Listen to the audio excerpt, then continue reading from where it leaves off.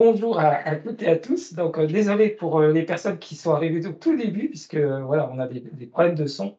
Et donc, on a dû refaire plusieurs fois l'introduction, comme moi.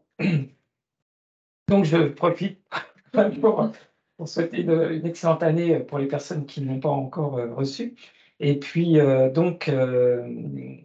évoquer le fait que le sujet qui vous est proposé aujourd'hui, donc les établissements et services de préorientation et de réadaptation professionnelle, pourquoi cette thématique? Puisque c'est en fait c'est un des outils en fait qui a été identifié parmi voilà les outils qui sont activables pour du maintien en emploi des agents publics. Et que ce dispositif également est cité et identifié dans le plan santé au travail dans la fonction publique. Et la DGFP devrait produire cette année en fait un document en fait qui précise et rappelle en fait les conditions de mobilisation de ce type d'outils. Alors je remercie mesdames Amna et Stéphane qui ont accepté de participer à cet après-midi pour présenter ces dispositifs. Et puis je laisse la parole à Céline voilà, qui va faire le reste de l'introduction. Eh ben, Céline Demello, vous me connaissez déjà tous pratiquement hein, dans le réseau. J'interviens pour le compte de la coordination du Handipact en Bourgogne-Franche-Comté, Grand Est et Antilles-Guyane. Et nous sommes heureux d'accueillir aujourd'hui dans nos locaux Virginie Hamelin qui va se présenter rapidement. Bonjour, Virginie Hamelin, je suis responsable de l'établissement et services de préorientation de Besançon et de Lons-le-Saunier et de l'établissement et services de réadaptation professionnelle de Dijon pour la DAF du Bourgogne-Franche-Comté. Merci. Céline. Et donc, Céline Stéphane, conseillère à l'emploi à Cap Emploi de Besançon, à la RIS Cap Emploi de Besançon. Merci d'être venue aujourd'hui. Alors, nous allons, dans l'ordre du jour, refaire un point pour poser le contexte réglementaire de manière à ce que chacun ait les éléments en tête et qu'on puisse partir tous sur les mêmes bases. Ensuite, notre ambition était de représenter les dispositifs de réorientation professionnelle, car ils sont nombreux sur les territoires, et de faire un focal et un zoom sur justement les dispositifs qui sont proposés par l'ADAPT en Bourgogne-Franche-Comté, et d'essayer de comprendre, grâce à Madame Stéphane, les possibilités justement d'articulation entre ces dispositifs et pour quelles raisons, pourquoi on va orienter plutôt certaines personnes vers tel ou tel type de dispositif. Ensuite, nous aborderons la formation professionnelle, car bien entendu, hein, quand on est dans un projet de reconversion, à un moment donné, il peut être mesuré un écart en termes de compétences, d'aptitudes qu'il va falloir aller chercher via la formation professionnelle. Et on aura l'occasion effectivement de parler de la formation de droit commun, mais des formations spécifiques également proposées par l'ADAPT. Voilà pour l'ordre du jour. Alors, sur la partie un petit peu introductive, on est déjà revenu à plusieurs reprises sur ce champ-là, mais ça nous paraissait quand même malgré tout important avec Fabrice de repointer certains éléments, puisqu'il y a eu la loi de transformation de la fonction publique, le code général de la fonction publique au 1er mars, et le décret de 2022 qui est venu renforcer justement l'ensemble du cadre réglementaire pour favoriser le maintien en emploi des agents dans la fonction publique. Donc, je dis bien des agents et pas que des agents en situation de handicap reconnus comme tels. Ça englobe vraiment l'évolution professionnelle de l'ensemble du public. Pour répondre à des enjeux réglementaires, oui, certes, parce que l'employeur a des obligations réglementaires, mais c'est aussi pour donner le droit à l'accès aux personnes, hein, justement. Elles bénéficient de droits, donc ça permet de respecter cet enjeu-là. Un enjeu financier aussi bien pour l'employeur qui va justement permettre d'avoir des personnes qui sont actives dans de bonnes conditions de travail, etc., mais qui va permettre aussi aux personnes d'éviter la désinsertion professionnelle et de se retrouver dans des situations financières qui peuvent être parfois très difficiles, voire même dramatiques pour certains. Des enjeux organisationnels, parce que c'est une thématique qui effectivement est tellement large, il y a des acteurs qui vont pouvoir être fédérés autour de ces questions pour avoir des enjeux humains qui, in fine, effectivement, ça va permettre à tout le monde d'être dans une qualité de travail, dans un environnement bienveillant, mais également sécuritaire, on va dire, pour tout le monde. Donc, on est vraiment dans une visée d'amélioration des conditions de travail, de bien-être au travail. Donc, l'objectif de ces élargissements hein, de la prévention, de la promotion de la santé au travail, du maintien en emploi, c'est vraiment pour anticiper au maximum et permettre un environnement inclusif. Les grands points qu'on voulait rebalayer, c'est effectivement le droit à la formation pour les agents publics. Donc ça, c'était déjà le cas avant. Maintenant, c'est inscrit également dans le code général de la fonction publique, dans un article. Et il précise effectivement que c'est pour faire face à des changements, prévenir, anticiper des situations d'inaptitude et, in fine, favoriser l'employabilité de tout le monde pour justement faire face à des événements de vie ou à des évolutions, même dans le cadre de l'emploi, parce qu'on a des métiers aussi qui évoluent. L'agent peut bénéficier d'actions de formation, de bilan de compétences durant les arrêts pour raison de santé. Donc effectivement, il y a eu des rebondissements aussi à un moment donné par rapport à la loi de 2019, la loi de transformation de la fonction publique, certaines ordonnances, on attendait des décrets. Maintenant que ça a été inscrit dans le code général de la fonction publique, effectivement, c'est à droit constant. Donc ces personnes peuvent, maintenant, si elles le souhaitent, avec avis médical, bénéficier d'un certain nombre de dispositifs pendant les périodes d'arrêt, quel que soit le type d'arrêt. Alors, ce qui me semble important également par rapport à cette possibilité, c'est qu'il faut bien comprendre que c'est la loi de transformation de la fonction publique de 2019 qui posait ce principe et que c'était subordonné initialement à un décret. Et qu'en fait, à l'occasion de la codification du Code général de la fonction publique, la référence au décret a été supprimée. Donc c'est un peu en creux, en fait, c'est que la loi de transformation de la fonction publique de 2019 est maintenant applicable de plein droit pour cet aspect-là, pour cet article 40. Et donc, voilà, ce n'est pas explicitement en fait que ça a pu être mis en œuvre, puisque en fait, initialement, dans l'esprit de beaucoup de responsables RH, on attendait la publication d'un décret. Donc notez bien qu'il n'y aura pas de décret, la DGFP nous a confirmé, il n'y aura pas de décret du fait de la rédaction de l'article L822-30. Voilà. Merci Fabrice. Alors, on va continuer, si j'arrive. Après le problème de son, les problèmes de motricité. C'est pas grave. Alors, nous avons également le renforcement des actions de formation en faveur des agents. Donc, effectivement, le Code général de la fonction publique stipule bien que pour des agents de catégorie C, les agents en situation de handicap et des personnes exposées à des risques d'usure professionnelle ont un accès prioritaire à certains types d'actions, mais également voient les dispositifs de droit commun renforcés. Et justement, nous allons y venir. Alors, je vous ai reposé les outils du droit commun et effectivement, on va rebalayer rapidement ce qui a été renforcé. Pour certains, c'est des choses que vous maîtrisez déjà et que vous appliquez certainement. Pour d'autres, peut-être que ça vous permettra aussi de découvrir certaines choses. Donc, vous avez l'accompagnement personnalisé de l'employeur. Effectivement, tout employeur doit à un moment donné organiser l'offre d'accompagnement personnalisé qu'il peut donner à chacun des agents et ça doit être présenté effectivement au futur comité social qui remplace le CHSCT pour stipuler des ressources et des moyens, des dispositifs que l'employeur va mettre en place pour favoriser l'évolution professionnelle de tous les agents.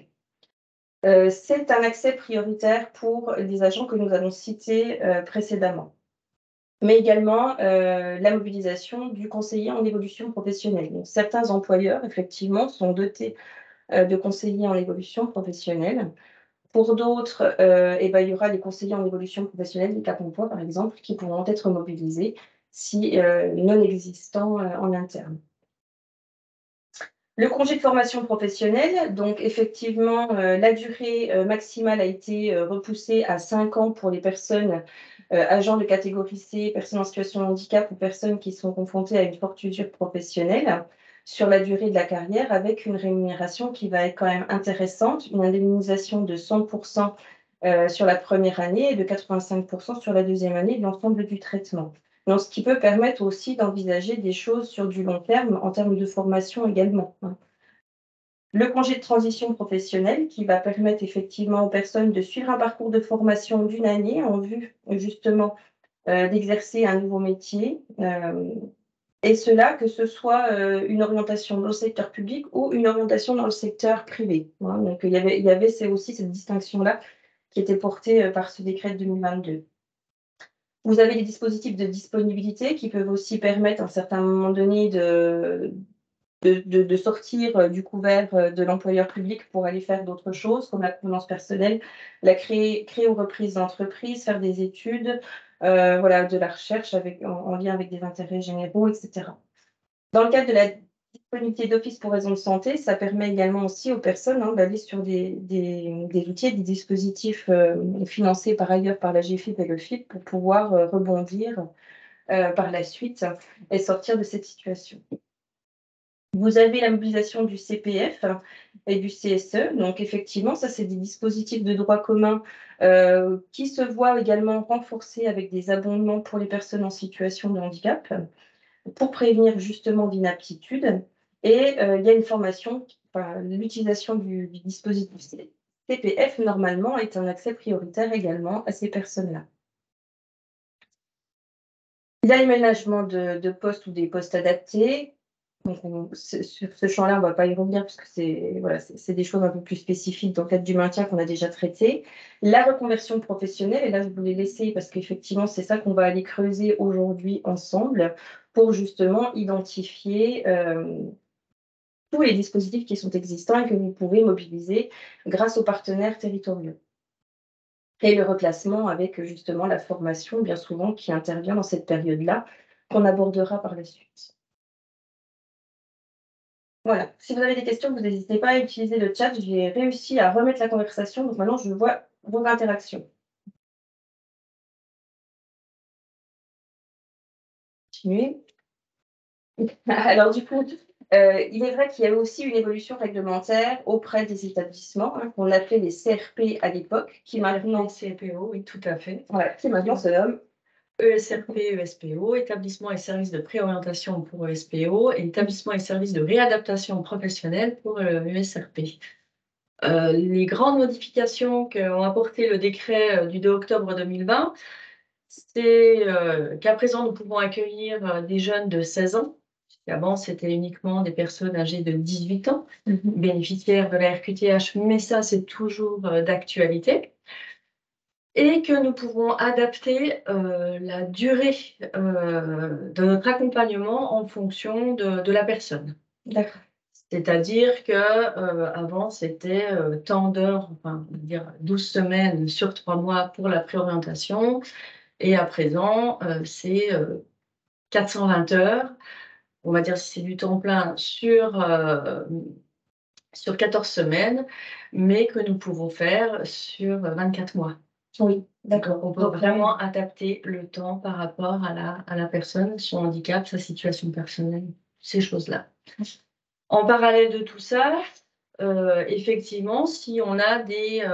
alors, c'est pour le SPO, 24 mois, et 36 mois pour le SRP.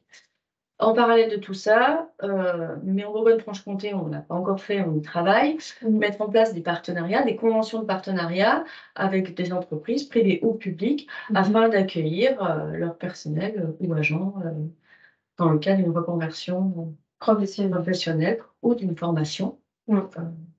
Donc, ça apporte beaucoup de souplesse. Ça apporte énormément de souplesse par rapport au public que l'on accueille, en tout cas, oui. Vraiment de l'accompagnement individualisé. D'accord. Merci. Alors, on va venir justement dans le détail des dispositifs de réorientation professionnelle. C'est pour ça que vous nous arrêtez là aujourd'hui. Enfin, tout de suite, là, maintenant. Donc, les dispositifs de réorientation professionnelle, vous le savez, il y en a plusieurs. Donc, quand une personne s'interroge sur son projet, on voit qu'il y a des dispositifs, on va dire, de droit commun, des dispositifs un peu spécifiques et des choses qui sont préfinancées soit par AGFIP-FIP, mais également des orientations ESPO, ESPR, comme on vient de le voir. Donc, l'objectif, c'est qu'on puisse rebalayer ensemble l'ensemble de ces dispositifs, que vous ayez, vous, une connaissance et une vision globale de ce qui est existant, grâce à Céline et à Virginie qui sont présentes aujourd'hui et qui vont nous présenter cela. Et ensuite, on verra comment on va répartir ces personnes qu'on accompagne au quotidien sur l'un ou l'autre des dispositifs. Voilà. Alors, pour le bilan de compétences. Alors, le bilan de compétences, donc effectivement, c'est accessible déjà à toute personne salariée ou demandeur d'emploi, salarié aussi bien de fonction publique que du secteur privé. L'objectif d'un bilan de compétences, c'est de pouvoir analyser ses compétences personnelles, donc les compétences acquises, transversales, et professionnel, donc ses attitudes et ses motivations, définir un projet professionnel et cas échéant un projet de formation, faire le point sur ses atouts également pour les utiliser comme instrument de négociation pour un emploi ou une évolution de carrière. Sa durée de 20 à 24 heures. Le parcours est individualisé, rythmé par des entretiens, du temps de travail aussi à la maison, et par des temps d'exploration de pistes métiers en effectuant des enquêtes métiers auprès des professionnels. Il peut s'effectuer aussi bien en présentiel qu'en distanciel. Les financements pour un bilan de compétences, donc on peut mobiliser son compte personnel de formation et l'aide du FIP pour les bénéficiaires de l'obligation d'emploi à travailleurs handicapés d'un maximum de 2 000 €.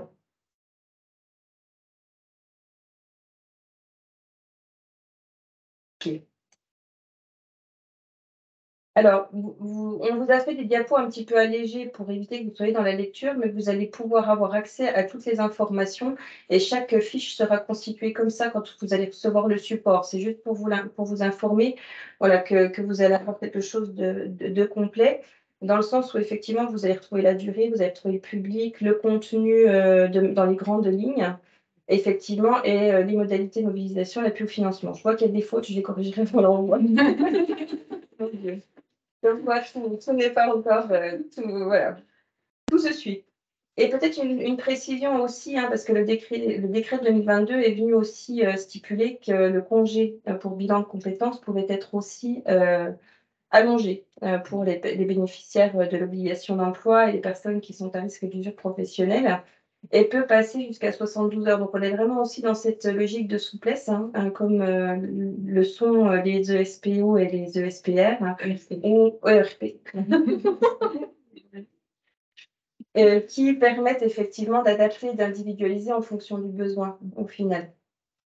Donc, le bilan de compétences, même si il est en lien avec des organismes agréés, effectivement, il y a malgré tout cette souplesse qui peut être intégrée. Et peut-être aussi une chose importante à savoir, c'est que l'ADAPT aussi propose des bilans de compétences et il y a une particularité chez Une particularité, il accueille 99,9% des personnes qui ont des problématiques santé. Donc, tous les professionnels de l'ADAPT sont formés, sensibilisés, aguerris finalement aux situations de handicap. Et nous avons dans notre équipe un médecin qui peut apporter un éclairage sur une situation médicale. Il ne nous donne pas le diagnostic parce que ça, on s'en moque complètement, mais toutes les contre-indications liées à la pathologie qui nous aident pour accompagner la personne au mieux. Oui, donc c'est un vrai plus par rapport à des organismes qui feraient le bilan de compétences et qui n'a pas la compétence médecin, en tout cas médicale. Et cette sensibilité, nous travaillons qu'avec des personnes en situation de handicap. Donc, possibilité de mobiliser effectivement des bilans de compétences par des organismes agréés qui sont proposés sur l'ensemble des territoires comme le CIBC en Bourgogne-Franche-Comté, ou de mobiliser également l'ADAPT qui va avoir cette spécificité-là.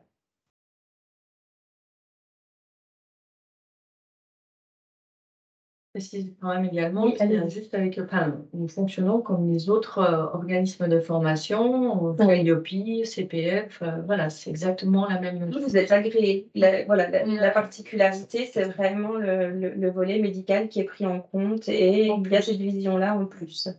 Donc, ce qui n'est pas négligeable quand même sur des parcours où il y a de l'usure professionnelle et on a des agents en situation de handicap ou qui sont devenus en situation de handicap et où il y a besoin d'avoir cette vigilance-là.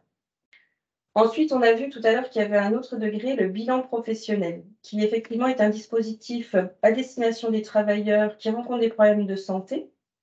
Donc, c'est une offre de service qui a été proposée aux employeurs publics plutôt de la région, on va dire Grand Est, suite à un groupe de travail qui a conduit justement à créer un bilan professionnel, bilan de reconversion professionnelle qui permettait aux agents publics d'intégrer ce dispositif-là.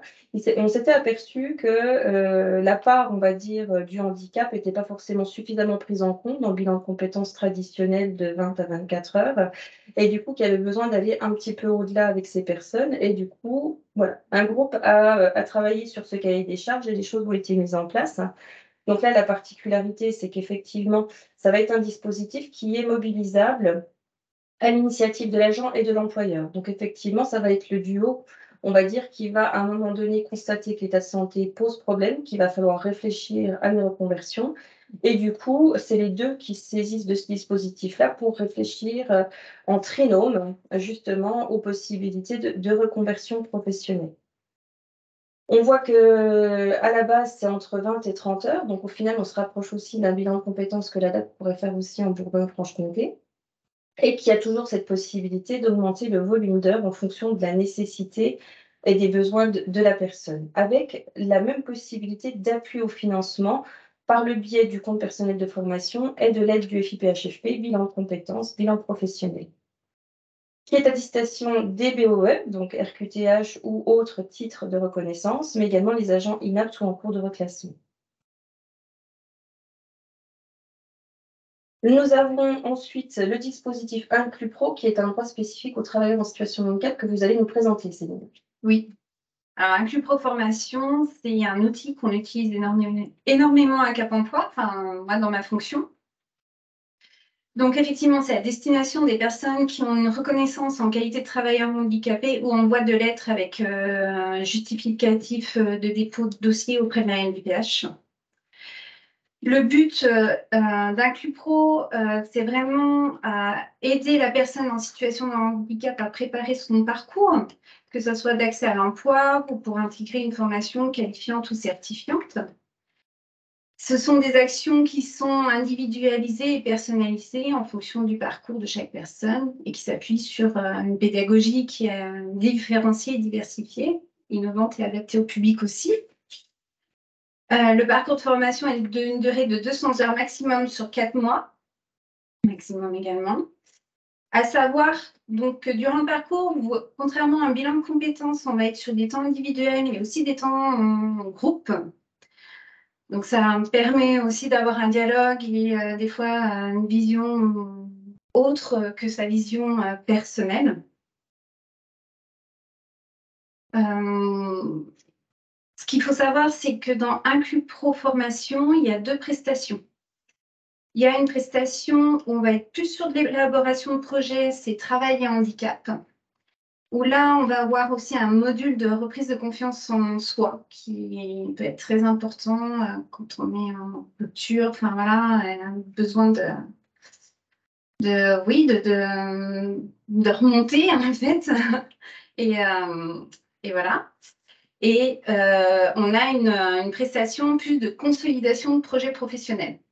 Donc, les salariés ont accès à ces 2 prestations, les demandeurs d'emploi, juste à travail et handicap, parce qu'eux, ils peuvent intégrer le DAC par la suite. Par la suite, oui. Ouais. Et du coup, c'est là où ça devient complémentaire. Mais pour les agents publics, au final, ils ont la possibilité ils peuvent intégrer les deux. Ils peuvent commencer par travail et handicap pour vraiment questionner ce nouveau projet, faire le point sur leurs compétences.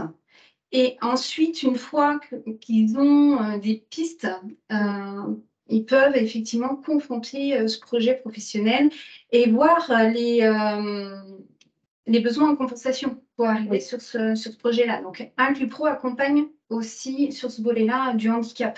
C'est plutôt intéressant. Et petit plus, contrairement à un bilan de compétences, c'est que vous avez accès à l'immersion professionnelle. Voilà, on ne se limite pas aux enquêtes métiers. Donc, l'immersion, ça permet de voir la réalité du terrain. Parce que, comme je dis toujours, un métier, c'est beau sur le papier. C'est bien de s'y confronter et de voir, de se mettre dans cette situation. Et d'une personne à l'autre ayant le même handicap, le ressenti peut être totalement différent. Voilà. Alors, on a une question sur Inclus Pro. Donc là, on va y répondre avec Fabrice, je pense. Inclus Pro, concernant les agents de la fonction publique territoriale en arrêt, est-il nécessaire de prévoir un système assurantiel? Alors, oui. La BFC. Oui. Par contre, effectivement, il faut prévoir effectivement une assurance spécifique. Hein, c'est vrai qu'on l'a évoqué, maintenant il y a une ouverture qui facilite grandement en fait les situations, c'est qu'on peut engager des actions pour des agents en arrêt, mais par contre, pour autant, sur la partie assurantielle, il n'y a pas de couverture. Donc, il faut effectivement prévoir, par contre, une assurance spécifique pour les personnes, notamment quand elles sont amenées à se déplacer. Et voilà, donc du coup, il faut effectivement prévoir cette partie assurantielle. Merci. Donc, on voit qu'effectivement, bilan de compétences, bilan professionnel, il y a possibilité de travailler avec une personne qui est quand même relativement autonome, soit en lien avec l'entreprise ou pas. On va sur l'élaboration d'un projet professionnel et par contre, avec le pro, la grande différence, c'est qu'on va pouvoir travailler l'amont. Donc, on reprend confiance en soi, on pose un peu les valises, on travaille également ce projet professionnel et ensuite, on va le tester. Oui. Donc, avec cette immersion professionnelle qu'on n'a pas forcément sur les 2 autres dispositifs, de ce que je comprends. Non. C'est pour ça. Parfait. Non, en raison des conventions, effectivement, voilà. Donc voilà. Et le plus qu'un accru pro, c'est que c'est pris en charge, quoi. C'est une action financée. Oui, c'est effectivement action financée par la GFIP et le FIP. Et effectivement, par rapport à l'assurance pour le dispositif Inclus Pro, là, quand c'est des agents qui sont en arrêt, pour le coup, BFC, ça va être l'employeur. Oui, C'est tout à bien fait. ça. C'est l'employeur.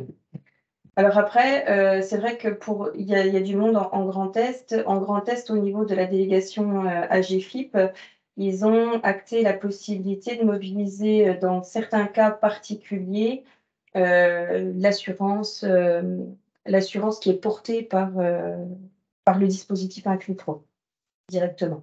Mais ça, faudra se rapprocher directement des organismes Grand Est qui feront la démarche nécessaire administrative pour qu'il y ait la couverture protection sociale qui soit prise en compte.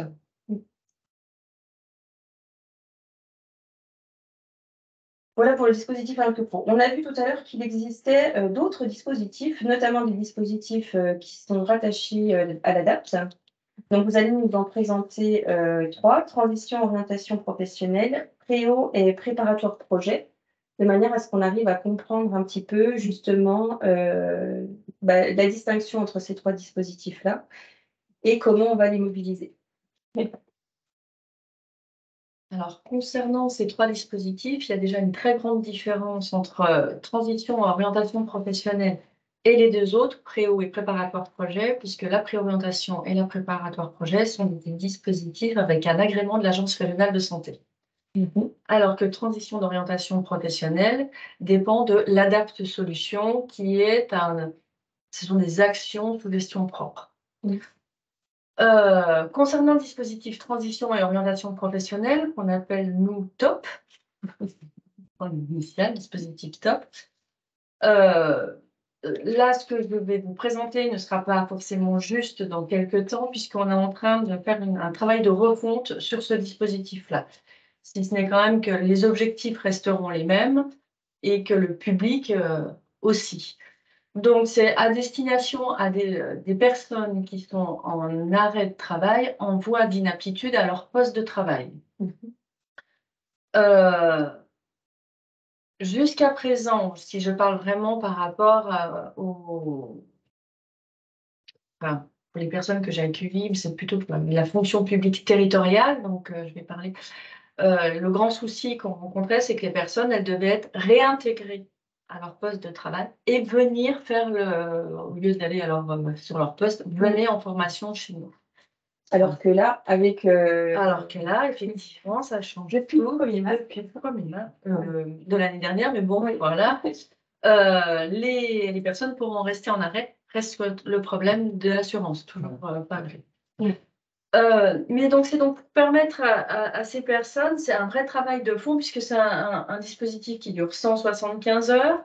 On part du principe que les personnes sont en arrêt maladie, donc ont une problématique santé, donc certainement encore des soins à effectuer, à minima de la kiné en tout cas, pour ce que j'ai pu rencontrer. Et donc, ce n'est pas du temps plein, ça ne sera pas du 35 heures, ça sera en fonction de l'aptitude de la personne à pouvoir se rendre sur les sites.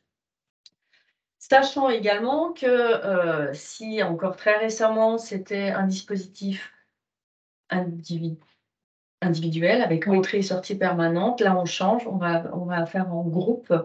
Et donc, mais ils peuvent venir de différentes collectivités. De fonction publique. Oui, administration et collectivité. Voilà. Et voilà, dès que j'ai 6 personnes, on pourrait faire un groupe entre 6 et 10 personnes. Au-delà, enfin, il faut qu'on reste sur aussi le côté qualitatif. Alors après, ça ressemble vraiment aux autres dispositifs que je vais vous présenter après, donc ça risque d'être un peu redondant. C'est vraiment du travail sur soi, de la connaissance de soi, du travail de réflexion sur les environnements et les environnements professionnels, les gestes et activités professionnelles, sur les valeurs de la personne, sur ses centres d'intérêt, sur l'environnement économique où il travaille. Et puis la commande, en fonction de ce que nous a demandé l'employeur, c'est est-ce que c'est trouver un emploi dans ou hors entreprise. Voilà. Alors parfois, on a la commande que c'est hors entreprise et le projet à la fin correspond finalement à un besoin de l'entreprise et du coup, la personne peut voilà. tester. Donc ça, c'est plutôt les bonnes surprises. Il y a, alors peut-être un peu moins dans le cadre de la transition et orientation professionnelle avec les 2 autres dispositifs, mais ça arrive, la reprise de confiance en soi, puisqu'il n'y a pas eu encore cette rupture de licenciement, et il y a rarement, enfin parfois aussi quand même, mais moins souvent dans la fonction publique que dans le privé. Et donc il n'y a pas eu on travaille peut-être un peu moins le sentiment d'efficacité personnelle parce qu'ils n'ont pas encore perdu toute confiance en eux. Si ce n'est quand même que s'ils n'ont pas de chance, ils ont un handicap invisible, ils ont très fréquemment, ces personnes-là, droit à des remarques, mais particulièrement assassines. Tu peux bien prendre sur toi, tu peux bien aller bosser, aller arrêter ton chiquet. Enfin, ces choses-là, c'est récurrent pour les personnes atteintes d'un handicap invisible. Et puis, bon, à défaut, pour ceux qui ont un handicap visible, ils ont droit à la pitié quand il n'y a pas de solution. Enfin, voilà.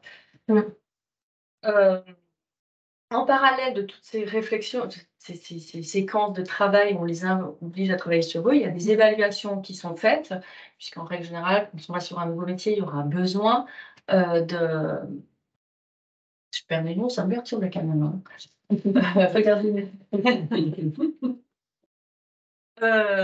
Besoin de faire une formation pour se former à leur nouveau métier. Et donc, il y a des évaluations qui sont faites. Alors, si on reprend notre référentiel scolaire, un petit peu français maths, mais c'est vraiment à la marge. Nous, ce qu'on a besoin de connaître, c'est plutôt leur capacité d'apprentissage pour voir vers quel niveau de formation ils peuvent s'orienter. Et puis, il y a donc les enquêtes métiers, les interviews professionnelles qu'on leur demande de faire une fois que les métiers émergent, afin de voir si la représentation qu'ils ont du métier est en phase avec la réalité.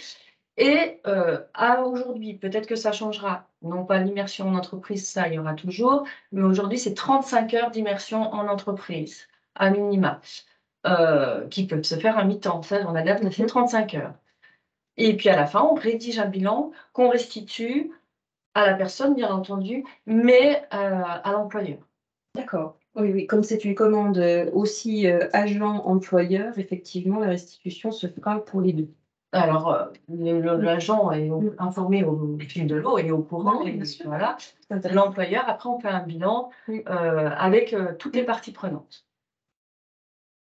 On se déplace chez l'employeur. Donc, c'est une offre de service qui est effectivement mobilisable directement quand il y a un besoin spécifique d'un salarié ou d'un agent par l'employeur, qu'il soit public ou privé, de ce que j'entends. Il n'y a pas besoin de passer par la MDPH pour avoir une orientation, etc. C'est vraiment assez fluide. La seule contrainte, c'est qu'il faut que ce soit du travail de groupe. Donc, du coup, il y aura des sessions, effectivement, qui seront programmées et il faudra avoir suffisamment de personnes Pour qui puissent se positionner dessus. Donc, est-ce que c'est des dispositifs que vous avez déjà utilisés? Est-ce que c'est des dispositifs que vous verrez, enfin voilà, vous identifiez des agents qui pourraient être intéressés par ce type de dispositif en Bourgogne-Franche-Comté, le dispositif TOP? C'est vrai qu'on avait échangé sur ce sujet-là, voir si effectivement ça répondait à des besoins en Bourgogne-Franche-Comté, mais que si c'est le cas, faites-le nous savoir dans la boîte de conversation pour que après Madame Hamelin puisse aussi revenir vers vous à un moment donné et pour voilà, échanger davantage. C'est vrai que aussi la grande différence avec les autres dispositifs, c'est que je reçois toujours l'agent en amont pour voir s'il est partie prenante et puis s'il comprend bien les enjeux et les contraintes que ça va Que ça va engendrer. Ouais. On le voit, hein, parce qu'il y a un niveau d'investissement qui va être différent aussi en fonction du dispositif et on reviendra avec Céline justement sur la singularité des situations et le choix des personnes. Donc là, pour le dispositif TOP, voilà, on a balayé et effectivement, il y a possibilité d'un appui financement aussi par rapport à ce dispositif ou des cofinancements aussi employeurs, FIP, enfin voilà. Ça peut être des choses qui sont mobilisables, que ce soit pendant les périodes d'arrêt ou que ce soit pour quelqu'un qui est en activité et on a envie d'anticiper Les modalités d'intervention du FIP ont été modifiées suite à justement au constat qu'on pouvait engager des actions. Donc le FIP avait suspendu justement cette possibilité de financement pour les employeurs pour des agents en arrêt. Et donc elle a été réouverte l'année dernière justement à cette occasion-là. Voilà.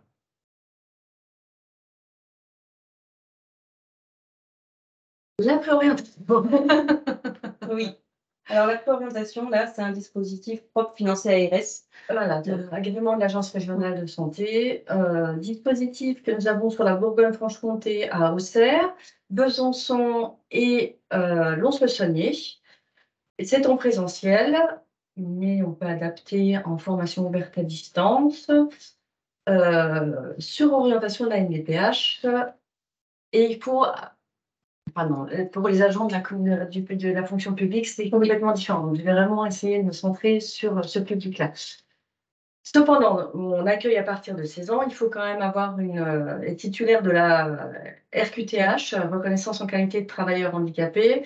Mais si ce sont des agents qui sont en arrêt et qui ont l'orientation de la MDPH, pour qu'ils puissent venir au sein de nos ESPO, il faut qu'ils restent en arrêt et qu'ils restent dans le cadre des indemnités journalières, Oui.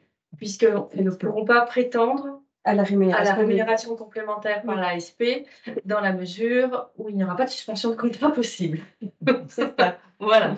Donc, c'est la grande différence avec le privé.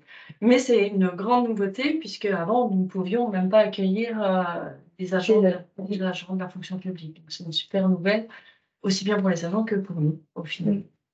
Et ce qui est valable pour vous, la date, c'est aussi pour le Grand Est. Hein. Donc là, effectivement, le cas particulier effectivement, des dossiers, on va dire, comme il y a une orientation MDPH, la formation est prise en charge par l'organisme maladie, donc la sécurité sociale, et effectivement, par ailleurs, le conseil régional, comme son statut de la formation professionnelle, paye la rémunération ou ajuste avec la rémunération IJ pour les salariés du secteur privé. Or, dans le secteur public, ce n'est pas possible.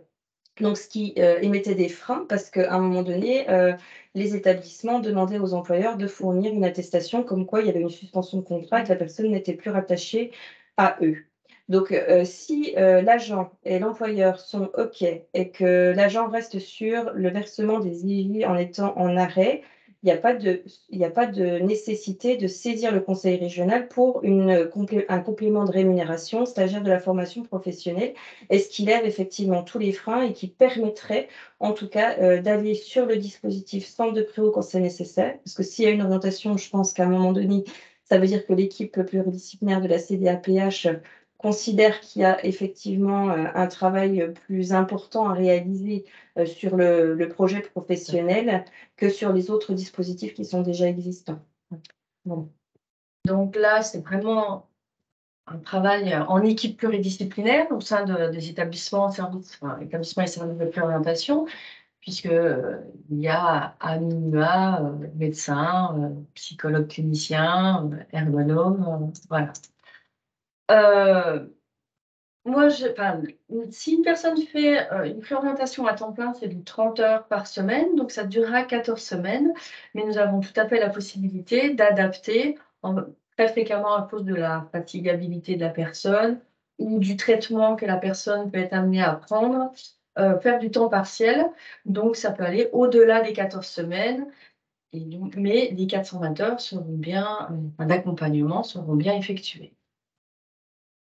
Là, ça va être redondant par rapport au dispositif transition orientation professionnelle, puisqu'il va y avoir ce travail de réflexion sur les environnements et gestes, environnements professionnels et gestes et activités professionnelles, sur les valeurs de la personne, sur ses centres d'intérêt, sur l'environnement économique dans lequel dans lequel elle habite, à moins qu'elle soit mobile de France entière, mais C'est plus rare. c'est rarissime. Il y a donc ces enquêtes métiers qui vont être faites également, toutes les évaluations qui vont être faites en parallèle. Le groupe qui apporte énormément puisqu'ils sont entre pairs et même si ils n'ont pas la même problématique santé, très fréquemment ils ont été confrontés aux mêmes choses. Et c'est important le groupe, même si on individualise énormément, puisque de plus en plus, au bout d'1, 2, voire 3 semaines, on a des personnes qui sont à temps plein, des personnes qui vont être en FOAD certaines journées. Enfin, c'est un peu trop pour les Donc voilà. On a également du sport adapté. Alors, c'est pas le bon terme adapté, parce que normalement, c'est pour les déficients mentaux, mais du sport où c'est plus une réappropriation du corps, se rendre compte que ah mais là j'ai mal, oui, mais c'est parce que je fais rien. J'ai rien fait depuis des années, j'ai des courbatures, c'est pas des douleurs liées, et ils apprécient énormément. On a également des ateliers de créativité pour se soigner de Besançon, avec à Monétour, enfin au CERF, c'est de la créatique, c'est un peu plus complet, mais c'est beaucoup plus grand. Faire vraiment un accompagnement de l'équipe pluridisciplinaire, et bien entendu, toutes les personnes qui accompagnent sont formées au handicap. Quel que soit le type de handicap, fonctionnel, psy, cognitif, mais qui est passé avant par un numéro, enfin voilà, ou léger. Enfin, ça arrive qu'on a des personnes atteintes de troubles cognitifs, puisqu'elles peuvent avoir un accident de voiture. On a géré plutôt le côté fonctionnel. La FQTH est en lien avec le côté fonctionnel. Puis on a un petit peu mis de côté le. Oui, quoi, de quoi je parle. Oui. Voilà.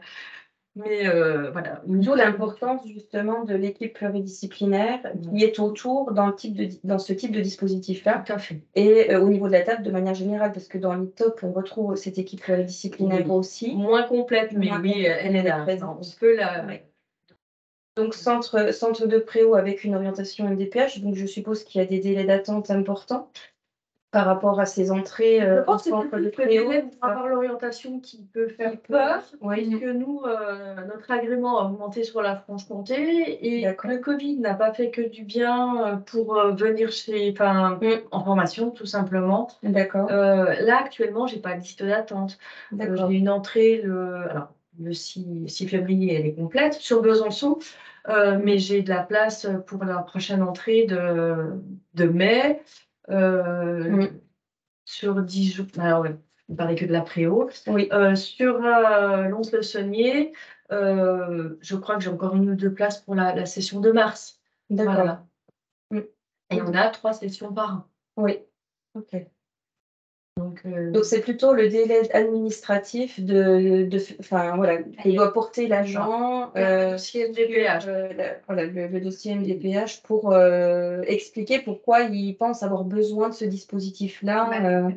Déjà, oui, quand on oriente sur ce dispositif, il y a déjà tout le dossier MDPH qu'il faut mettre en place. Donc la personne doit expliquer à la MDPH pourquoi.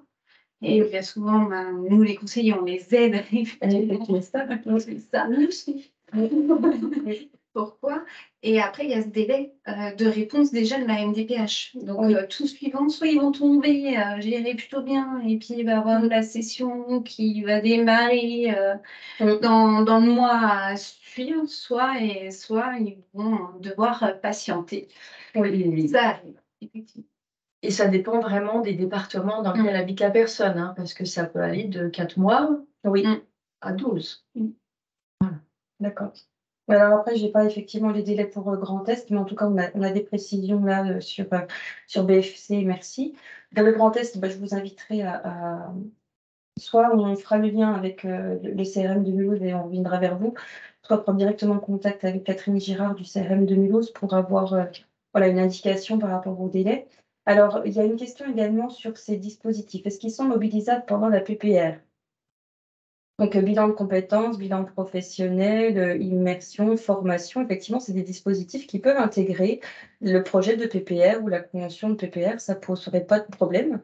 Après, au niveau du centre de préo, l'articulation peut être plus compliquée, puisqu'effectivement, il y a des dates avec des sessions qui sont bien définies et il faut en plus rajouter l'orientation est MDPH, donc l'articulation pourrait être un peu plus complexe, mais rien n'interdit à quelqu'un d'aller sur une Oui, orientation. sur le principe, il n'y a pas d'interdiction, puisqu'on peut mettre tout dispositif de formation dans la DPR. La difficulté de la DPR, effectivement, c'est qu'elle est cadrée sur une durée d'1 an maximum, et du coup, on ne peut pas la prolonger. C'est ça. Donc ça, c'est la grande difficulté. Donc, c'est le cas d'ailleurs pour d'autres dispositifs où du coup, il faut largement anticiper avant de lancer la PPR pour éviter de la déclencher trop tôt et après se retrouver hors délai pour des dispositifs qui dépassent 1 an. Oui. Mm. Donc tous les dispositifs qu'on vous présente, effectivement, sont ouverts aux travailleurs en situation de handicap, quel que soit leur statut. Donc quelqu'un qui dépend de la CNRACL, IRCANTEC, etc., ont la possibilité d'accéder à ce type de dispositif. On va continuer sur la présentation maintenant de la préparatoire projet, qui est un autre dispositif également porté par l'ADAPT. Alors, la préparatoire projet, c'est un copier-coller, entre guillemets, de la préorientation, puisqu'on est vraiment dans l'élaboration de projets professionnels. On va faire on utilise les mêmes outils. Il y a l'équipe pluridisciplinaire également. C'est juste plus long, donc il va y avoir des périodes d'immersion en entreprise certainement qui sont plus longues, forcément. Peut-être des activités complémentaires qu'on n'aura pas en préorientation, mais c'est quand même un copier-coller, puisque ça dure 540 heures sur 18 semaines. Enfin, quand je dis 540 heures, maximum. Je veux dire, comme c'est des 420 heures en préorientation, si la personne a 30 heures au bout de 12 semaines, son projet, il est validé, il a tout vérifié, on va arrêter la avant. prestation. Voilà, on arrête l'accompagnement. Mais de la même manière que pour la préparatoire projet. C'est l'agrément de l'Agence régionale de santé qui change juste à ce niveau-là. Et du coup, ce dispositif-là se trouve à Dijon et à Châtenois-le-Royal, Chalon-sur-Saône. D'accord. Et il y a également 3 sessions par an. Je ne l'ai pas dit, mais ce sont des groupes entre 8 et 12 personnes. Voilà. D'accord. Et du coup, quand vous dites 3 sessions par an, c'est par site?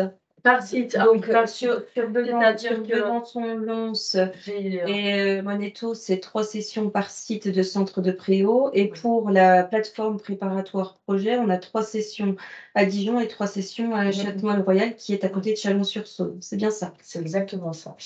Sachant que la dernière de l'année sur 2023, ou la dernière qu'on a commencé en 2022, se termine sur 2023. Enfin, voilà. Mais c'est une moyenne de 3 sessions par an. Alors, quand on avait échangé et préparé, j'avais cru comprendre aussi que la préparatoire projet permettait aussi une remobilisation des personnes qui étaient très éloignées aussi à un moment donné, ou qui s'interrogeaient beaucoup par rapport à l'emploi. Alors ça, c'est le cas ou pas? Non, c'était pour le dispositif parenthèse. D'accord, ok. Bon, alors, j'ai confondu.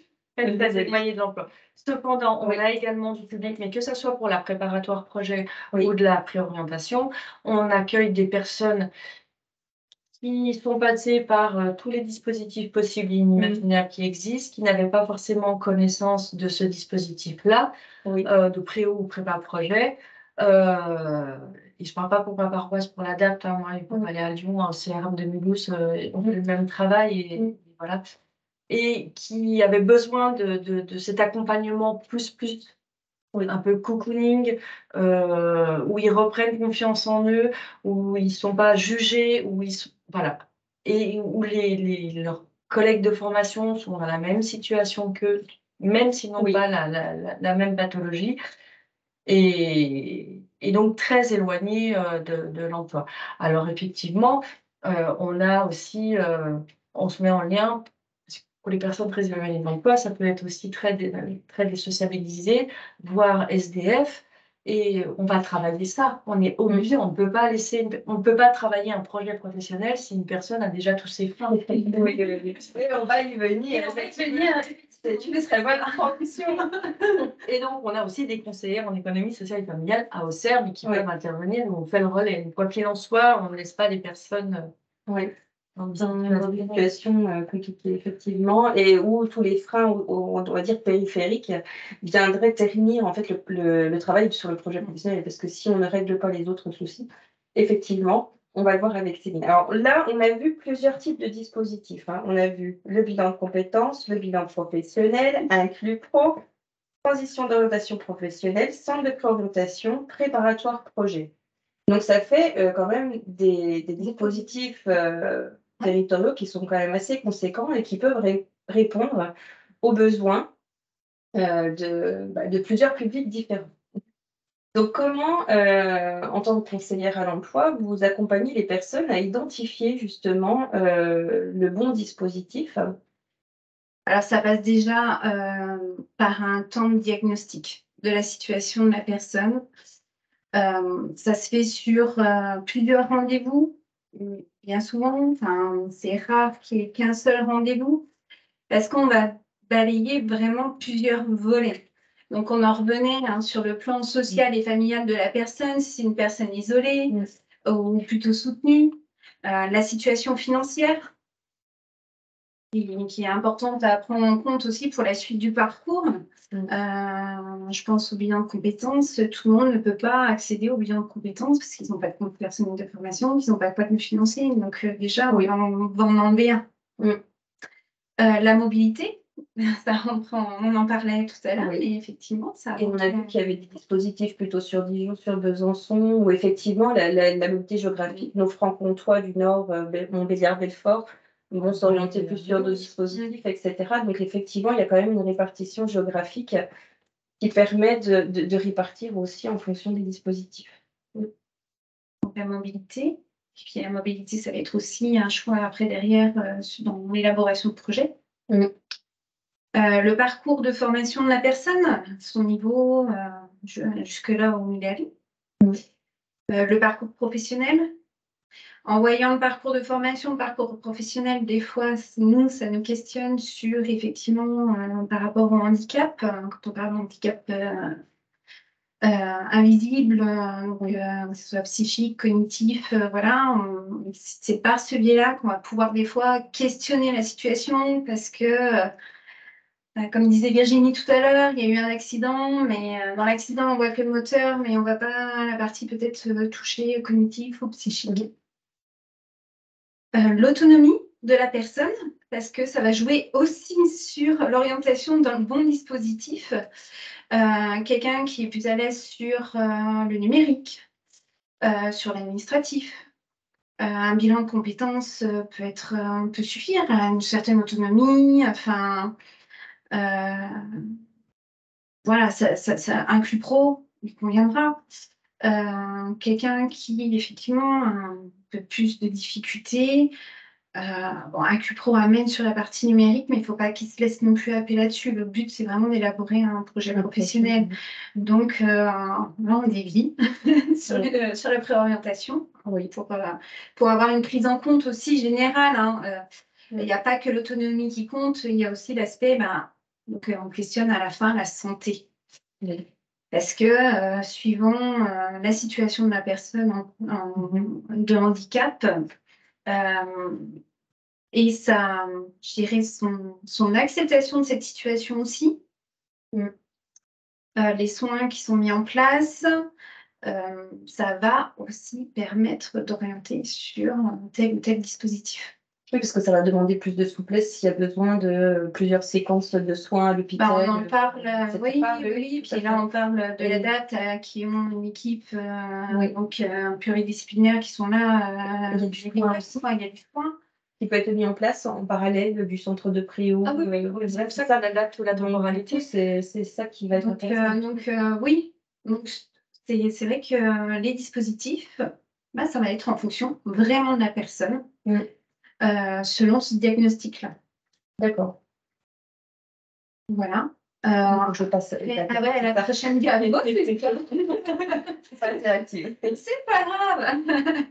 Donc, on parle dans nos métiers d'écoute active parce que c'est de la personne, de ce qu'elle nous dit, de ce qu'elle nous livre, qu'on va pouvoir avancer avec eux. On est vraiment dans l'accompagnement. On n'est pas le faire à sa place. Donc on marque ne pas se focaliser sur le handicap. C'est important parce que ça reste une personne, hein. Le handicap ne définit pas la personne, fort heureusement. Donc on va vraiment travailler sur ses compétences et voir effectivement où est-ce qu'on pourrait aller. Il ne faut pas de jugement, c'est important. Parce que d'une personne à l'autre qu'on va rencontrer avec le même handicap, le vécu est totalement différent et les douleurs sont peut-être pas les mêmes. Enfin, c'est vraiment très variable. Donc, on reste à notre place, on écoute et on voit après. Et je dirais qu'il faut savoir faire preuve d'empathie aussi dans ce métier qu'on effectue. Travailler en réseau et coordonner les compétences pluridisciplinaires, s'appuyer sur des relais experts handicap. Donc, je vous montre les deux, hein. Donc, ça peut passer effectivement par Cap Emploi déjà. Il ne faut pas hésiter à appeler nos services parce qu'on est vraiment sur plusieurs champs, hein, du maintien, maintien dans l'emploi, l'accompagnement vers l'emploi. Et ne serait-ce que nous contacter, on peut déjà vous renseigner. Voir où est le besoin et vous orienter vers un interlocuteur quel qu'il soit. Oui, et effectivement, je rebondis parce que sur l'accompagnement personnalisé, on a mis le binôme référent handicap et conseiller à l'emploi, qui effectivement va être important parce que quand on voit le panel de besoins que vous allez aller interroger, on peut avoir des personnes aussi qui n'osent pas dire certaines choses au champ professionnel, en tout cas dans l'environnement professionnel. Des fois, il y a plusieurs rendez-vous et on a besoin aussi, voilà. Il y a une relation de confiance qu'on met en place avec la personne. Il faut le temps que la vous êtes extérieur, vous êtes extérieur à l'employeur, donc vous pouvez avoir des éléments plus aisément sur certains domaines, en tout cas, hein, le logement, le personnel, etc. C'est vrai que parfois, il peut y aussi avoir une crainte de la personne à évoquer ces choses-là à son référent handicap. Ce qui peut être légitime aussi. Bien sûr, tout à fait. Donc, d'où l'importance. Et effectivement, avant d'envoyer sur un dispositif comme ça la personne, on va déjà voir les freins qu'on parle périphériques. Le but, quand on intègre ce genre de dispositif, il faut que la personne, elle soit, donc on passe au point de vigilance, hein. Il faut qu'elle soit disponible. C'est-à-dire disponible, mais aussi psychologiquement parlant. C'est que déjà, il y a déjà tout un travail chez elle qui a été fait pour pouvoir, avancer. Quelqu'un, pour l'avoir déjà vu, quelqu'un qui est dans l'incapacité de se projeter et qui est encore dans peut-être le déni de son handicap ou qui n'a pas effectué le deuil aussi, hein, on parle de deuil de son ancien métier, de son ancienne vie. C'est compliqué pour ces personnes-là. Donc ça prend du temps. Et aller tout de suite dans un dispositif, que ce soit le bilan de compétences, un CUPRO, peu importe, l'issue, il n'y aura pas forcément quelque chose. Donc, il ne faut pas aller non plus trop vite. Il faut savoir aussi prendre ce temps avec la personne, poser les éléments avant d'aller sur l'élaboration de projet.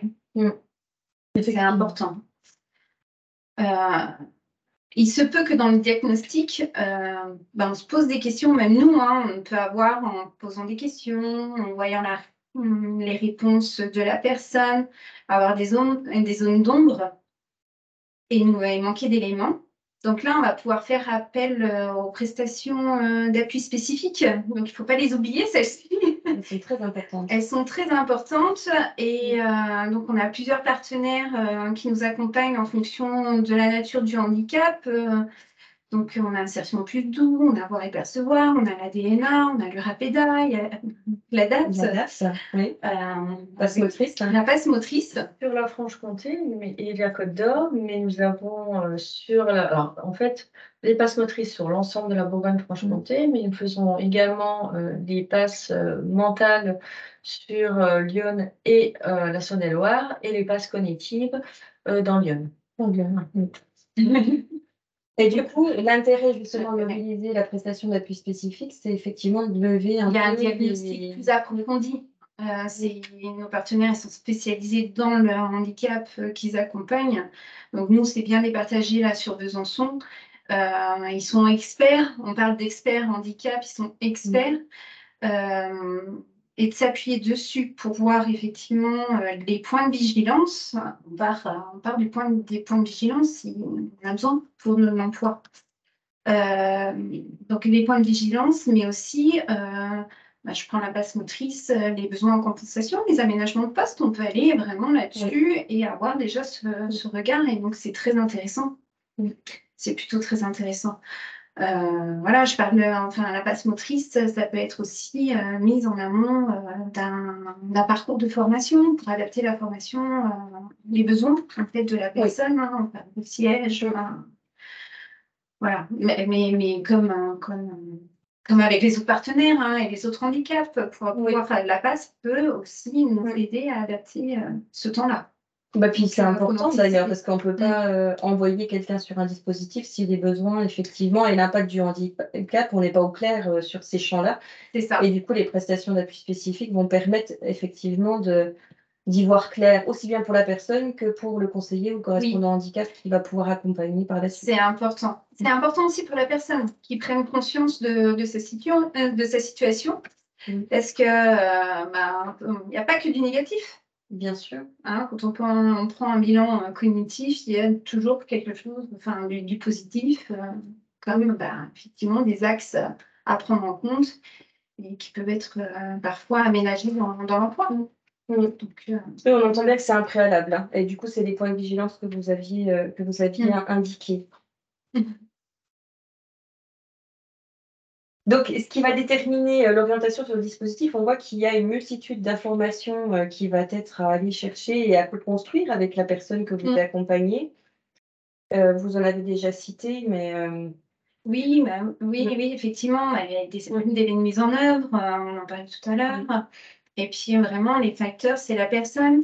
Alors, suivant le diagnostic, suivant la situation, tout ce qu'on a balayé avant, on est plus dans la proposition aussi du dispositif. Donc, on peut les orienter, éliminer, par exemple, le bilan de compétences et dire, voilà, je peux vous proposer la prestation d'un QPro pour vous aider à élaborer le projet.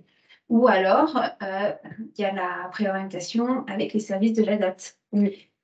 Et la personne, en fonction, donc bien sûr, ils vont nous demander de dérouler, et c'est eux aussi qui vont choisir. Et ça, c'est important parce que c'est eux qui sont acteurs de leur parcours. C'est pas nous, on est juste là pour donner les clés, les accompagner, leur donner cette réflexion sur ce choix de parcours. Mais après, c'est eux qui restent vraiment acteurs et maîtres de là où ils veulent aller. C'est important aussi, il faut que ça leur parle. Sinon, effectivement, il n'y a pas d'intérêt. Après, ça va être une co-construction, on l'entend dans votre discours, et vous l'aviez également partagé d'ailleurs, où effectivement la personne reste maître. Donc, on va éliminer des dispositifs parce qu'il y a des freins administratifs, il y a des freins financiers, etc. On va leur proposer un panel d'outils sur lesquels on sait que ça va être adapté à eux, et après ils vont cibler plus l'un ou l'autre. Mais on voit quand même qu'il y a des degrés variables de dispositifs, et du coup, vous allez avoir quand même tendance à orienter sur le dispositif qui va quand même correspondre aux besoins. On ne va pas faire un bilan de compétences s'il n'y a pas d'autonomie, si la personne n'est pas du tout au clair, si elle est encore dans cette réflexion d'accepter le handicap, etc. Vous allez plutôt orienter sur des dispositifs plus longs. On va prendre du temps avec la personne, il va y avoir une équipe pluridisciplinaire qui va aussi permettre de redonner une dynamique aussi dans ce projet. Et puis, rien ne m'empêche que ça arrive, parce que j'ai des personnes ça peut mettre du temps, encore une fois. Et comme disait Virginie, ils arrivent dans la préorientation, ils sont passés sur d'autres dispositifs, mais ils avaient peut-être besoin aussi de passer par ces autres dispositifs pour arriver jusque-là. Et voir que, effectivement, ils ont vraiment un fort besoin. Pour les personnes que j'ai déjà accompagnées, une personne qui m'est en tête, donc qui est venue sur l'IncuPro, mais on voit bien qu'il n'y a pas de suite. Et là, on arrive sur le centre de préorientation. Il y a besoin de ce temps. c'est une démarche. Hein. Et quand je dis qu'il y a une phase, il y a tout le deuil à prendre en compte, deuil de son ancienne vie, deuil de son ancien métier. Elle a perdu sur plein de champs différents. Elle peut avoir perdu énormément de choses, en fait. Hein. Oui. Personnel, financier, métier, capacité physique, mentale. Enfin, voilà, il peut y avoir. Et ça, c'est des choses qu'on travaille effectivement aussi dans le cadre de la préorientation, de la préparatoire projet. C'est un petit peu l'intention cachée du formateur. Ils n'ont pas l'impression de travailler là-dessus, mais du coup, ça. Oui, c'est arrivé en bout de cheminement, effectivement, que tout s'imbrique, que vous disiez qu'effectivement, arrive. Parfois, ils s'interrogent un peu sur voilà, où est-ce que vous les emmenez. Puis au final, petit à petit, les choses se construisent. Puis arriver un peu avant la fin, tout ça. Franchement, avant la fin, heureusement, parce que sinon. Non, c'est vrai que les premières semaines, c'est un peu déstabilisant pour les personnes. Mais ils ne se rendent pas forcément compte qu'on travaille sur le deuil. Si on aborde ça de manière frontale, ça va pas vite.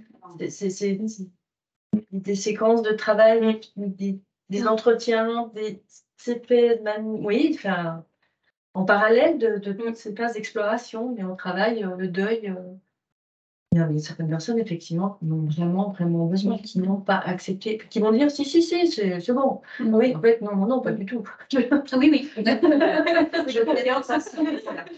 Donc, l'orientation sur le dispositif est quand même relativement. Ça demande du temps de réflexion, ça demande une construction avec la personne, avec éventuellement l'employeur, parce qu'effectivement, on a vu qu'il y avait des dispositifs aussi qui pouvaient être mobilisés en duo, hein, agent, employeur et puis Cap emploi, pour justement travailler à une reconversion professionnelle, quelque chose un peu aussi en lien avec l'interne, notamment dans la fonction publique où l'employeur va être aussi on va dire, un levier important pour l'agent, puisque c'est lui qui va être aussi aux manettes des moyens financiers, etc. Donc, c'est vrai que ça va être important d'avoir ce trinôme, en tout cas, dans le choix du dispositif qui va correspondre. On a vu que sur les dispositifs, effectivement, soit vous avez des dispositifs qui peuvent être saisis en direct, via une réflexion avec le conseiller Cap emploi ou des dispositifs via la MDPH. Et Stéphane précise dans le commentaire qu'effectivement, il ne faut pas oublier qu'il peut y avoir des traitements de dossiers MDPH accélérés pour des situations de maintien dans l'emploi qui peuvent aussi être un levier quand on voit qu'il y a vraiment une nécessité avec une orientation centre de préau ou préparatoire projet. Voilà, parce qu'il y a eu un gros coup dur, que l'impact du handicap est très important, qu'il y aura besoin de temps et on le voit venir. Du coup, ça peut être aussi un levier de mobiliser la cellule maintien dans l'emploi pour avoir une orientation plus rapide. On a vu également qu'il y avait des immersions professionnelles qui permettaient de mesurer aussi, en plus des tests, l'écart qu'il allait avoir entre les aptitudes professionnelles, les compétences, pour pouvoir monter en formation et atteindre son objectif, parce que on les oriente sur ces dispositifs-là pour qu'ils puissent se projeter et à nouveau aller vers un emploi, et il y a parfois besoin de formation. Donc, par rapport à la formation. Oui. L'immersion, effectivement, ça permet de se rendre compte de son écart de compétences. Par ce biais-là, on peut échanger avec des professionnels, voir un peu les parcours, et avec l'employeur qui va recruter sur ce poste-là, qu'est-ce qui est demandé, quelles sont les attentes, ce qui va pouvoir définir après, effectivement, le parcours de formation. Donc, l'orientation sur la formation, ça s'étudie en fonction de la situation, encore une fois, de la personne, de handicap aussi. Parce que je prends le CRM de Mulhouse, ils ont des formations qualifiantes et donc ça peut être aussi adapté à quelqu'un qui aurait besoin de cette prise en charge avec son handicap, besoin de soins, enfin voilà. On peut aider dessus. Voilà. Et après, donc, on peut orienter sur plus des formations. Donc là, on voit sur Amphore, c'est notre catalogue, clairement, de formation. Amphore, ça permet de voir aussi les sessions, comment peut être financée cette formation. Voilà. Je reviens sur les sur la prestation d'appui spécifique en amont de la formation pour Oui, on prendre peut- contact. On peut Donc, les remobiliser. oui, enfin, ça nous permet aussi, nous, conseillers, de prendre contact directement avec l'établissement, d'avoir les coordonnées, de prendre contact directement avec l'établissement pour préparer l'entrée en formation de la personne. Et d'échanger, sachant que les centres de formation, aujourd'hui, ils disposent aussi d'un référent handicap dans leur équipe. Ils peuvent faire appel aussi, en cas de besoin, à la ressource handicap formation, qu'il ne faut pas qu'ils oublient. Donc, il y a, pour rappel, c'est un appui aux situations individuelles de formation. Donc, il y a un repérage de la situation de handicap. Ils peuvent identifier des besoins en compensation et pouvoir adapter ensuite, effectivement, le déroulé de la formation. Donc, ça, c'est les organismes de formation qui peuvent les solliciter. Oui. Donc, voilà. Et ce qu'il ne faut pas oublier, c'est qu'une personne qui est bénéficiaire de la reconnaissance en qualité de travailleur handicapé, il peut prétendre à un contrat d'apprentissage. Donc, c'est aussi intéressant. Il existe donc des aides financières pour l'employeur sur ces contrats d'alternance. Et justement, on peut se mettre en lien avec le CFA pour les CFA pour voir une entrée possible. Oui. Et préparer encore une fois ce parcours. Donc on se met effectivement régulièrement en lien avec les organismes de formation. Oui, parce que du coup, comme vous avez accompagné la personne sur l'évolution de son projet, etc., que vous avez identifié les besoins, ça vous permet de faire le lien avec l'OF, effectivement. Alors pour l'apprentissage sur des agents qui sont actuellement en poste ou en arrêt, etc., là c'est un peu particulier. Certains employeurs ont mis en place des choses, mais parce que l'agent était d'accord et qu'il est parti en disponibilité pour convenance personnelle, de manière à signer un contrat d'apprentissage et monter en compétence. Mais c'est vrai que c'est... C'est vrai que pour l'instant, les dispositifs n'incluent pas l'apprentissage vraiment comme une filière pour la reconversion professionnelle. Sachant que parfois, oui, on a eu des situations en fait, où ça s'est mis en place. Mais c'est vraiment très c'est au cas ponctuel. par cas. C'est vraiment au cas par cas. Mais ça peut répondre à des situations individuelles, effectivement. Donc, on retient qu'effectivement, il y a un panel d'offres de formation qui est relativement large en Bourgogne-Franche-Comté et dans toute la France à un moment donné, mais que tous les organismes de formation, OF ou CFA, sont maintenant dans l'obligation d'accueillir effectivement les personnes en situation de handicap et de mettre en place les mesures de compensation nécessaires, et que le référent handicap va être en lien avec les personnes qui ont accompagné l'agent pour justement sécuriser, on va dire, le parcours de formation. Et si besoin, effectivement, la ressource handicap formation que vous avez nommée, la délégation AGFIP, Céline Potier et Caroline Roussy, qui peuvent venir en appui du référent handicap au FCFA sur les situations individuelles. Et il y a quand même, vous aviez évoqué l'offre de formation du CRM 2012, l'adapte aussi à une offre de formation adaptée. Alors, donc, je vais rebondir, c'est le catalogue d'emploi que nous utilisons énormément dans le cadre de l'élaboration du projet professionnel, mais il y a le catalogue aussi de la FAGER où sont référencées toutes les formations faites en France, ESRP, ESPO, de la France. Mais effectivement, l'ADAPT a également une offre de formation. Donc, on a la préparatoire remise à niveau qui se fait uniquement sur Moneto, la préparatoire français langues étrangères à visée professionnelle, préparatoire aussi français langues étrangères tout court, et puis de la formation qualifiante, puisqu'on a une plateforme tertiaire à Moneto, une plateforme informatique sur Moneto également, qui dispense des formations qualifiantes, vous avez la liste là, et des formations certifiantes comme agent de restauration, mais il y a aussi la vente, qui est le commerce, qui n'est pas indiqué. Pas mis parce que les agents que nous pouvons dispenser dans le cadre de formation continue. Donc là, je fais le lien avec les fonctions publiques. Et nous avons également à Dijon des formations qualifiantes tertiaires, secrétaire assistante et secrétaire comptable, où nous accueillons également de la formation continue, des personnes en formation continue. Et vous pouvez nous donner un peu plus d'éléments justement sur la différence avec un OF traditionnel, parce qu'il y a forcément une différence. La durée est plus longue. Au niveau des passages du titre, ils ont un peu plus de temps. Ils ont toujours la rémunération, mais ça, pas toujours.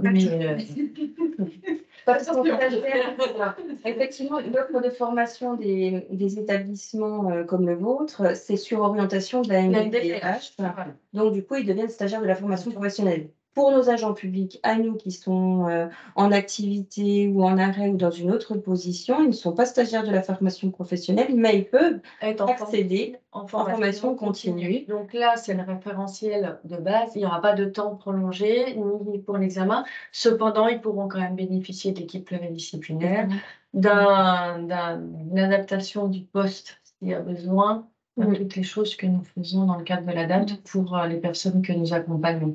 On ne peut pas vraiment distinguer entre ceux qui sont là avec une orientation de la MDPH et une personne qui viendrait dans le cadre d'une formation continue. Oui, donc on retient effectivement l'accès à un environnement qui est adapté, que ce soit au niveau bâtimentaire, mais au niveau pédagogique, et puis des outils que vous allez utiliser au final, Voilà. parce que c'est votre cœur de métier. C'est ça. Et elles seront, enfin les personnes qui viendront seront intégrées au groupe. Donc l'entrée se fait en même temps, ou à une semaine près. Mais voilà, il n'y a pas d'entrée et de sortie permanente. En tout cas pour l'instant. Super.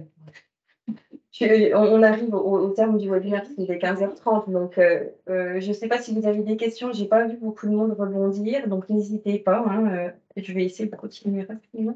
Alors effectivement, on vous avait remis la carte de l'ADAPT en région Bourgogne-Franche-Comté avec des éléments qu'on vous avait donnés, notamment sur la formation, pour que vous ayez une vision un petit peu plus géographique de l'offre de formation, et vous allez justement retrouver effectivement une offre de formation qui est quand même assez conséquente, avec des diplômes de niveau CAP à des titres beaucoup plus élevés, bac plus 2, 3, 4 même, même plus 5, sur 14 secteurs d'activité, donc que je vous ai référencé, et vous avez effectivement cet annuaire de la FAGER qui recense effectivement l'offre de formation. En sachant qu'il y a de la formation qualifiante, certifiante en formation continue, mais on a certains organismes comme le CEREM Lumios qui peut aussi faire de la formation en apprentissage également sur certains types de métiers. Donc ça peut être aussi intéressant. Juste pour rappel des aides du FIP justement dans le cadre de la formation continue pour nos agents, donc vous le savez certainement, vous avez quand même 3 aides qui vont pouvoir être mobilisées. Une dans le cadre de la préparation au reclassement, de la période de préparation au reclassement, où lorsque le projet de convention stipule qu'il y a nécessité d'aller sur une formation, il y a un coût de formation pris en charge jusqu'à hauteur de 10 000 €.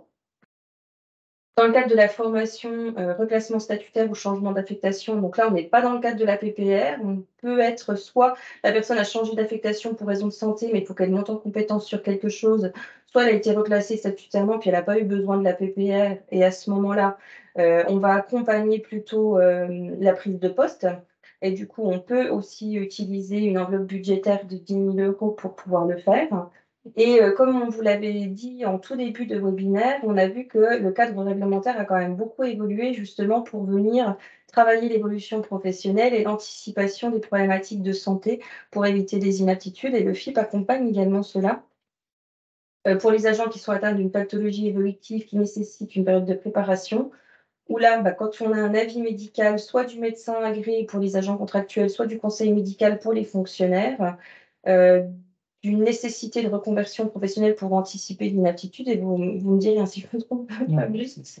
À ce moment-là, le projet professionnel doit être validé par l'agent, par la personne qui l'accompagne et puis par l'employeur.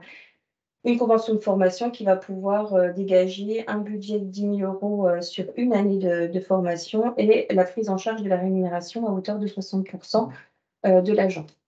D'ailleurs, donc la prise en charge de la rémunération, c'était historiquement, on le faisait, quelles que soient les situations, il y a encore quelques années. Ça reste maintenant le dernier cas. En fait, on peut aider l'employeur à apporter la rémunération pendant le temps de formation. Et effectivement, ces situations-là, elles sont toutes en fait dans la même logique. C'est d'essayer d'anticiper le mieux possible et d'éviter de se retrouver dans une situation en fait où en fait les agents n'ont pas, ce qui a été évoqué, non plus ni la ressource psychologique ni physique, les deux, pour engager une démarche de reconversion.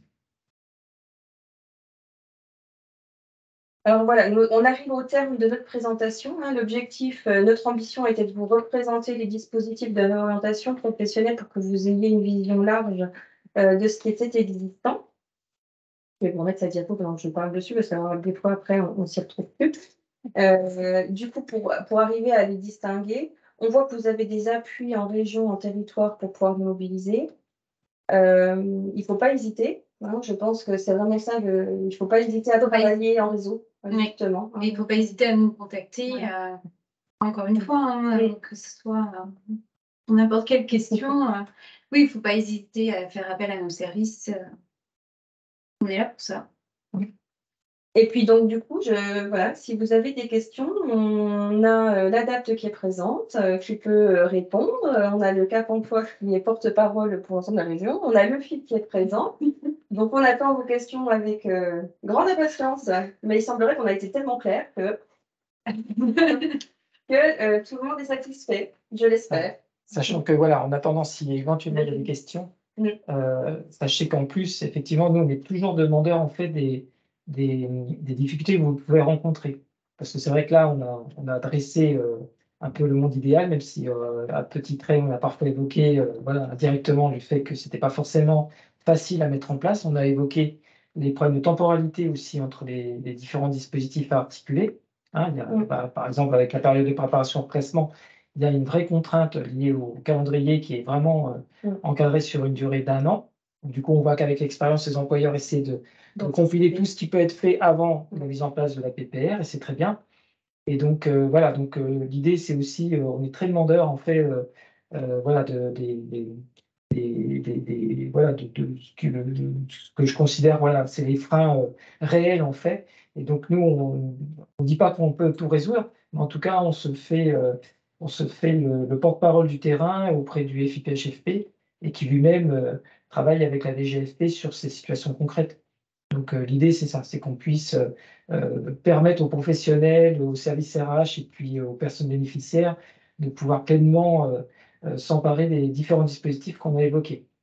Et effectivement, Cap Emploi est, à mon sens, un interlocuteur précieux pour vous permettre aussi de vous orienter efficacement et pas choisir un dispositif parce qu'il est prêt, parce que vous le connaissez, mais plutôt justement de réfléchir au meilleur dispositif et au meilleur timing pour que voilà, ça puisse se faire dans de bonnes conditions à la fois pour l'employeur et l'agent. Il y a une main levée. Je ne sais pas si on peut... Ah oui.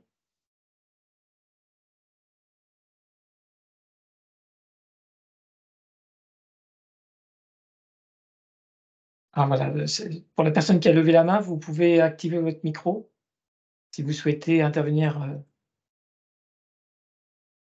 Je ne sais pas si ça fonctionne. Mais moi, je peux pas l'activer. Donc, il faut que vous soyez à la manœuvre pour activer votre micro. J'y arrive pas. Ah.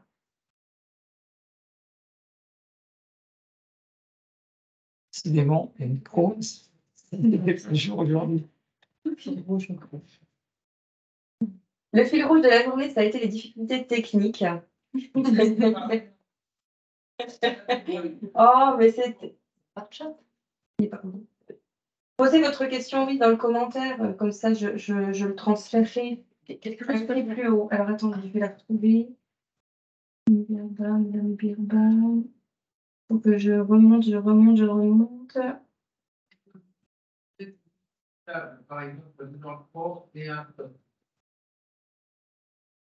Ah, oui, voilà, ça, les dispositifs proposés sont-ils cumulables, par exemple un bilan pro et un dispositif transition orientation professionnelle?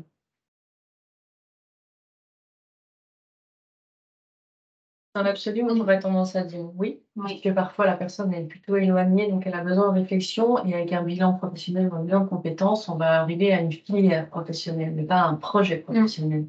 Et le TOP ou la Préo, qui sont des dispositifs plus longs, vont pouvoir permettre de reprendre tout cela et d'aborder vraiment, enfin de continuer cette réflexion et d'arriver sur un véritable projet professionnel et un plan d'action. Oui, pour le finaliser. Pour le finaliser. C'est vrai qu'il y a des personnes, on sait pertinemment que le bilan d'orientation ou le bilan de compétences va pas on va pas arriver à un projet professionnel, mais elle a tellement besoin de se retrouver à nouveau dans une dynamique de réflexion, de pouvoir se projeter à nouveau. C'est plus, finalement un effet psychologique, qu'on va dire: «OK, mais on le sent» et on va dire: «D'accord, mais on n'arrivera pas. Il y a trop de freins ou vous êtes trop encore dans le soin ou» mais elles en ont mais vraiment besoin, c'est intrinsèque, enfin, c'est quelque chose C'est ce que je disais tout à l'heure, effectivement, il y a des personnes qu'on va faire passer dans un CUPRO pour Oui, sur la déjà, partie travail handicap, en oui, fait. Vous disiez oui. qu'il y avait tout Bah, un il y a volet, déjà justement, 2 prestations à CUPRO, donc ça montre bien qu'effectivement, il y a un temps, il y a 2 temps. Un temps, plus de phase, d'acceptation, encore une fois, de reprise de confiance, c'est important et d'élaboration de projet, d'un nouveau projet. Et ensuite, il y a cette phase effectivement de travail purement et simplement sur le projet une fois qu'on l'a identifié. Donc, pour moi, pour certaines personnes, c'est plutôt cohérent d'aller sur de la pure pro. Et après, c'est ce que je disais en préorientation. Oui, tout à fait. C'est pas. Après, ça va dépendre de ce qu'on va rechercher, effectivement. Et puis, et de la personne psychologiquement parlant. Voilà, mais il faut être au clair avec la personne, vraiment. Mm. Et puis, il y a toujours, alors c'est le discours que je peux tenir quand je reçois une personne qui cherche à savoir vers quoi elle s'oriente. Et ça va, ils vont me proposer une bilan de compétences, top, le préau. Et puis on va dire bilan de compétences, mais je sens bien que c'est pas un dispositif. Et je dis, mais rien ne vous empêche de faire en parallèle votre demande à la FQTH, ok, pour désacraliser un peu la FQTH, et d'une préorientation. Parce que la préorientation, quand on a l'orientation, elle n'engage pas la personne à devoir faire cette formation. Oui. Mais elle gagne du temps. C'est ce que j'ai initié aussi, moi de mon côté, en raison du délai. D'accord.